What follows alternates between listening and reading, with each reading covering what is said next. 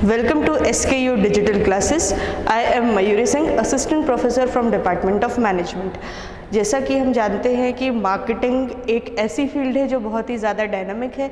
इसके previous lectures भी हम देख चुके हैं, तो आज के लेक्चर में हम पढ़ेंगे मार्केटिंग मिक्स, जिसको हम मार्केटिंग की सोल भी कहते हैं। तो लेट्स स्टार्ट।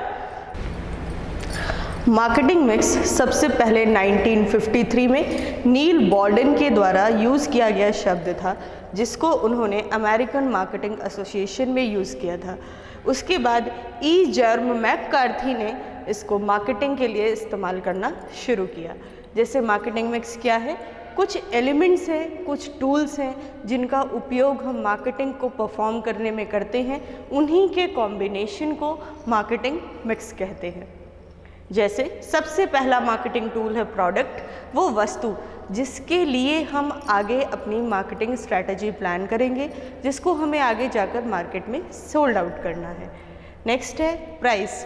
प्रोडक्ट जब बनकर तैयार हो जाता है तो उसका मेन मोटिव होता है कि वो किस कीमत पर बाज़ार में बेचा जाए कि लोग उसको आसानी से खरीद लें और वो उनकी पॉकेट पर भी ज़्यादा बर्डन न डालें। नेक्स्ट हमारा पी है प्लेस। प्लेस मतलब वो जगह जहां आसानी से हमारा प्रोडक्ट हमारे कंज्यूमर्स तक पहुंच पाएगा और लोग उसका उपयोग कर पाएंगे। Last and most important P is promotion. जब हमारा प्रोडक्ट बनकर तैयार हो जाता है, उसका प्राइस सेट हो जाता है, जगह भी हम निर्धारित कर लेते हैं कि हमको कहाँ उसको बेचना है, तो उसके बाद हमें सबसे ज़्यादा फोकस करना होता है उस प्रोडक्ट को प्रमोट करने पर, ऐसे जगह पर लेकर आने पर जहाँ लोग उस प्रोडक्ट को पहचानें। इन्हीं 4 एलिमेंट्स को हम मार्केटिंग मिक्स बोलते हैं। ये बेसिक कंपोनेंट्स हैं जिसके ऊपर पूरी मार्केटिंग स्ट्रैटेजी बेस्ड होती है। यही फंक्शंस हैं जिनको परफॉर्म आगे मार्केटिंग मैनेजमेंट या मार्केटिंग फंक्शन में परफॉर्म किया जाता है। These are also called 4 P's of marketing.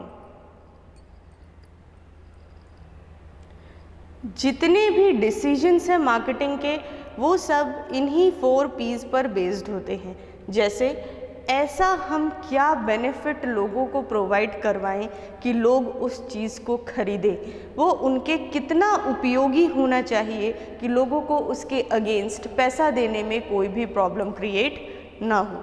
Next is price.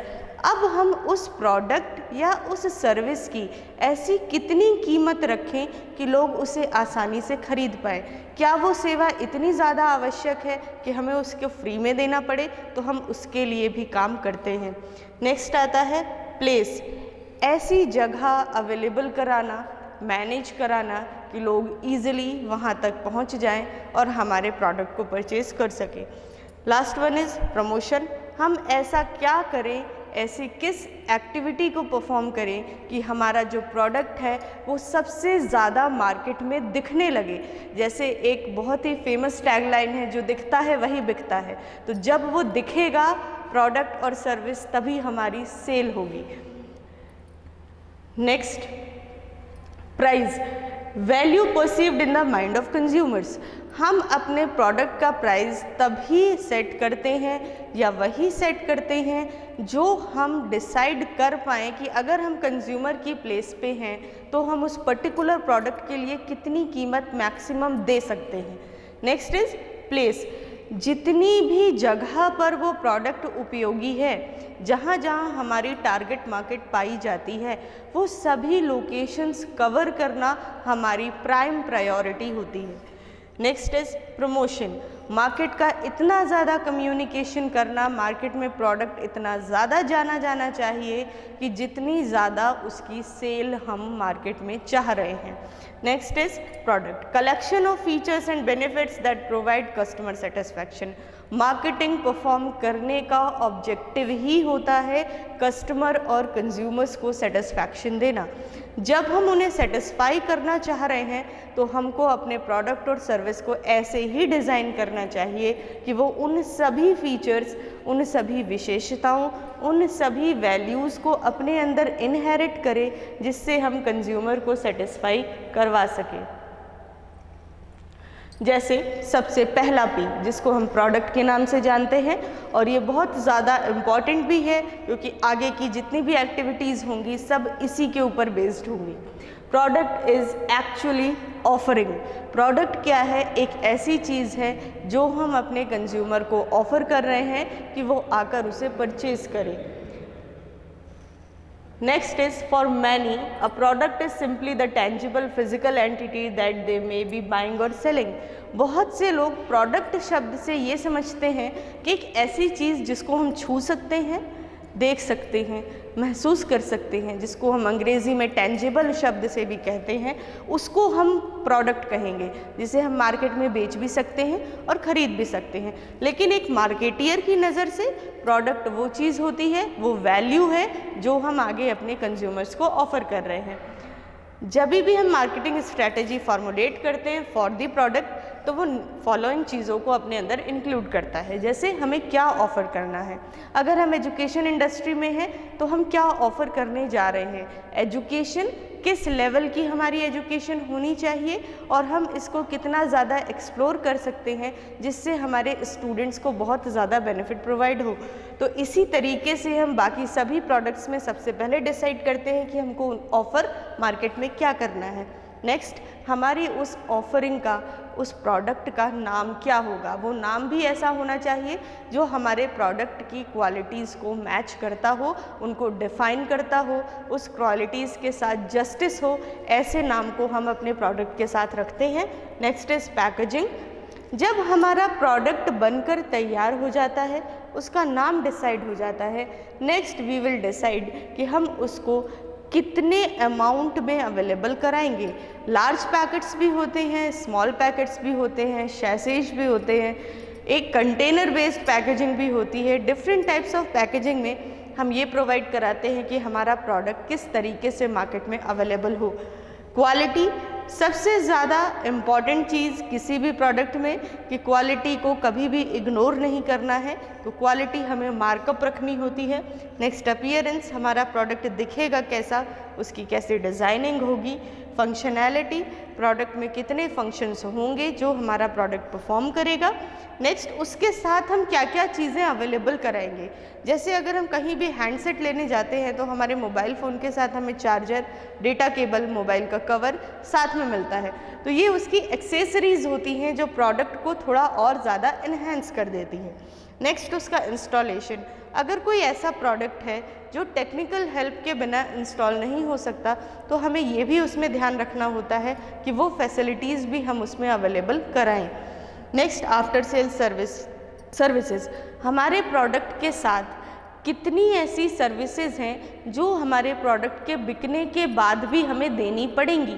अगर देनी पड़ेंगी तो हम उनको भी अवेलेबल कराते हैं, और नहीं देनी पड़ेंगी तो आगे की चीज़ों को प्लान किया जाता है।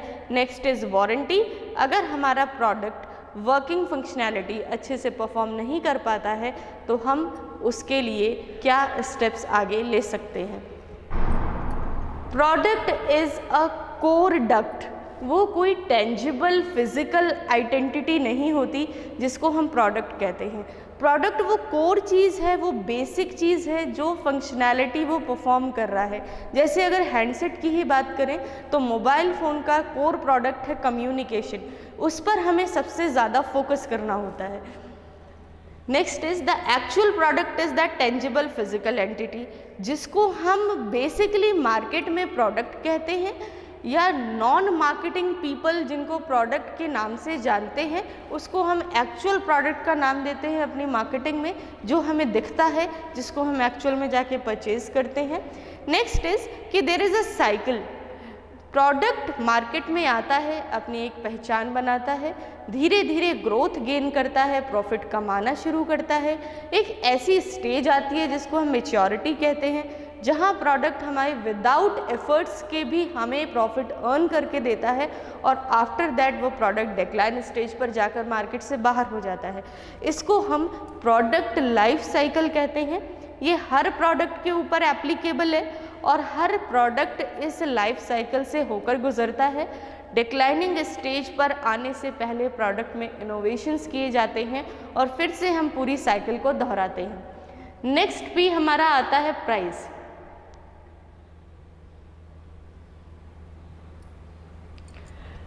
प्राइस एक ऐसा पी है जो हमारे प्रॉफिट मार्जिन को सेट करता है। हमें ये डिसाइड करना होता है कि हम अपने प्रोडक्ट की कीमत क्या रखें, कितने डिस्काउंट पर उसको अवेलेबल कराएं, हमारी स्ट्रेटजी क्या होगी। हमें प्रॉफिट कमाना है, मार्केट के रिच पीपल्स से को टारगेट करना है, या पूरी मार्केट में पेनिट्रेट करना है, मतलब फैल जाना है। ये हम डिसाइड करते हैं before deciding the price. Next, कितने समय के अंदर हम प्रोडक्ट का पैसा लेना चाह रहे हैं, पेमेंट पीरियड डिसाइड करना, कितना हम मैक्स टू मैक्स डिस्काउंट अपने प्रोडक्ट में अलाउ कर सकते हैं, कहाँ से उसके पैसे फाइनेंस होंगे। जैसे कुछ प्रोडक्ट्स की अमाउंट बहुत ज़्यादा बड़ी होती है, वहाँ पर हम EMIs फैसिलिटी अवेलेबल कराते हैं, तो ये भी हम पहले ही डिसाइड करते हैं कि EMIs फैसिलिटीज़ हमें देनी है या नहीं देनी है। नेक्स्ट, क्रेडिट टर्म, अगर हम उधार पे प्रोडक्ट अवेलेबल करा रहे हैं तो हमारी क्या टर्म्स एंड कंडीशंस होंगी, ये भी हम अपने प्राइस वाले मिक्स में ही डिसाइड करते हैं। प्राइस एक ऐसा वेपन माना जाता है जो मार्केट में सबसे ज़्यादा वर्क करता है और सबसे ज़्यादा अर्निंग हमें लाकर देता है। प्राइस ही है जो मार्केट में हमारी पोजीशन क्रिएट भी करता है और वहाँ से वैनिश आउट भी करवा देता है। सबसे कॉम्प्लेक्स डिसीजन है, नया प्रोडक्ट है तो मार्केट प्राइस अगर ज़्यादा रखा जाएगा तो हमारा प्रोडक्ट बिकने के चांसेस कम होते हैं, कम रखते हैं तो प्रोडक्ट की क्वालिटी डिमार्केबल समझी जाती है साइकोलॉजिकली, तो इस डिसीजन को लेना बहुत ही ज़्यादा कॉम्प्लेक्स सिचुएशन कहलाती है। नेक्स्ट P हमारा आता है प्लेसमेंट।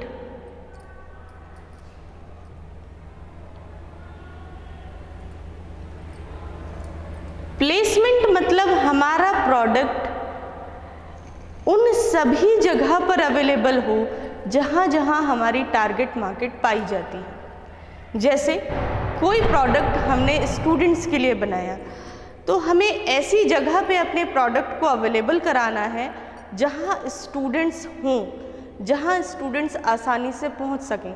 जैसे लोकल स्टेशनरी शॉप्स, हर उस शॉप पे हमारा प्रोडक्ट अवेलेबल होना चाहिए, बिकॉज स्टूडेंट्स का सबसे ज़्यादा फुटफॉल वहाँ पाया जाता है।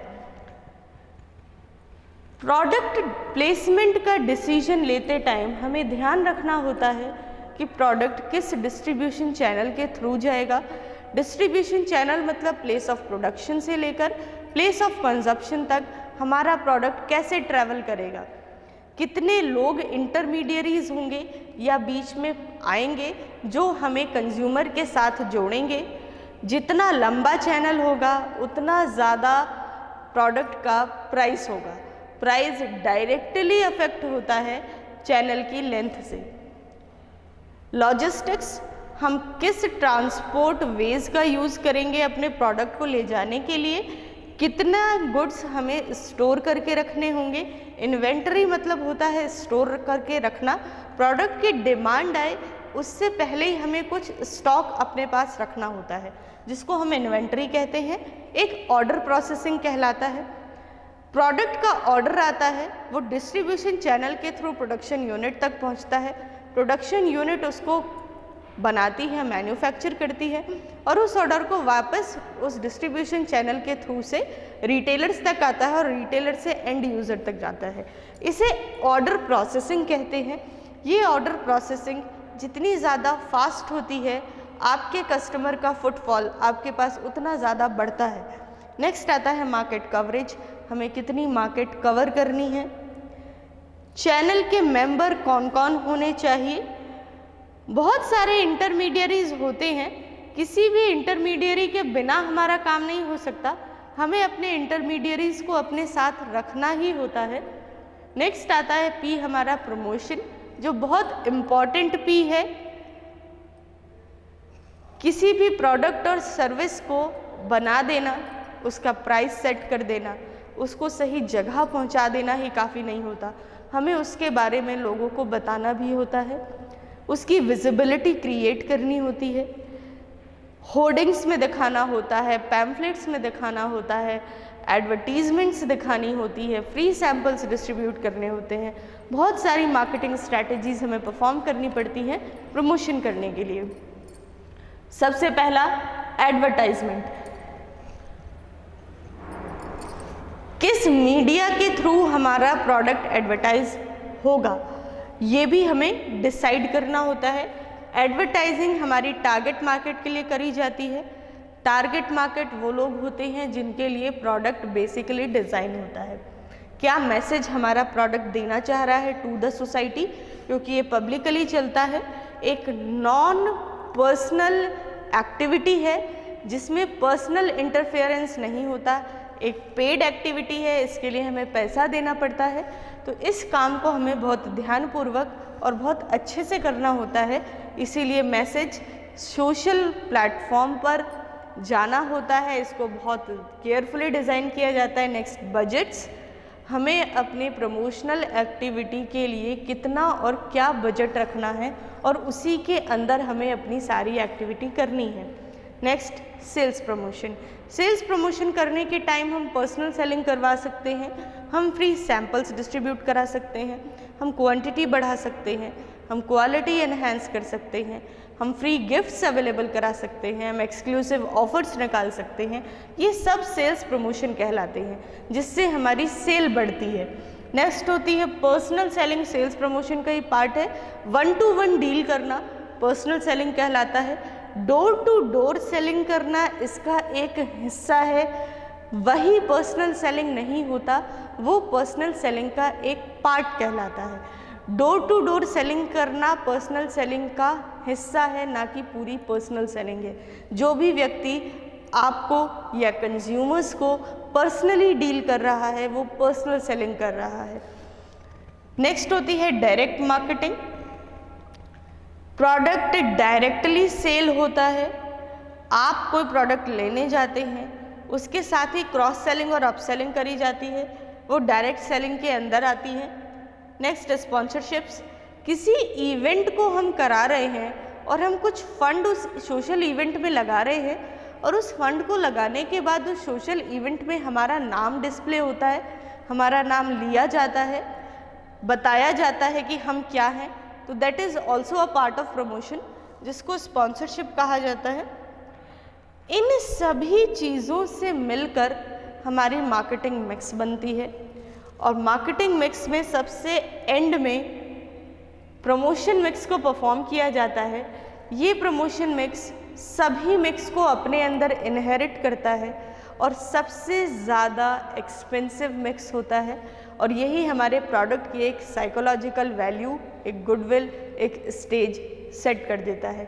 एक नया कॉन्सेप्ट आजकल आया है 7 P's ऑफ मार्केटिंग।